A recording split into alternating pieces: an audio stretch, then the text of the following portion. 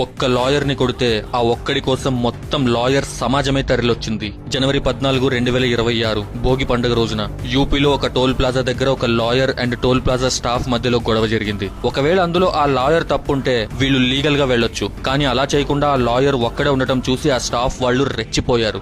Lawyer మీద చేయి చేసుకున్నారు. అతన్ని చాలా కొట్టారు. పైగా సారీ చెప్పు అని గట్టిగా అరిచారు. ఒక్కడే కదా ఏం చేయగలడులే అనుకున్నారు. కానీ వాళ్ళు పెట్టుకుంది ఒక లాయర్ తోని మర్చిపోయారు. ఇదంతా ఎవరో వీడియో తీసి సోషల్ మీడియాలో పెడితే అది కాస్త వైరల్ అయింది. ఇంకేముంది, ఒక లాయర్ కి జరిగిన అవమానం మొత్తం లాయర్ సమాజాన్ని కదిలించింది. మొత్తం లాయర్ గ్యాంగ్ దిగిపోయింది. వీళ్లు రావడం చూసి దెబ్బకి టోల్ స్టాఫ్ వాళ్ళు పారిపోయారు. ఆ లాయర్స్ అంటున్నారు, సారీ చెప్పమన్నారుగా, అందరం సారీ చెప్పడానికే వచ్చాం, కానీ సారీ వినడానికే ఎవరు లేరు అని. వెంటనే పోలీసులు కేసు బుక్ చేసి ఆ టోల్ స్టాఫ్ ని అరెస్ట్ చేశారు. బట్ వాళ్ళకి బెయిల్ ఇప్పించడానికి ఏ లాయర్ కూడా ముందుకు రావట్లేదు. అంతేకాదు NHAA వాళ్ళు ఆ టోల్ ఏజెన్సీ లైసెన్స్ ని క్యాన్సిల్ చేశారు. 1 year వరకు బ్లాక్ లిస్ట్ లో పెట్టేశారు. అంటే ఇంకా కొత్త బిడ్ చెయ్యలేరు. అంతేకాదు 5.5 కోట్ల సెక్యూరిటీ డిపాజిట్ కూడా బ్లాక్ చేసేశారు.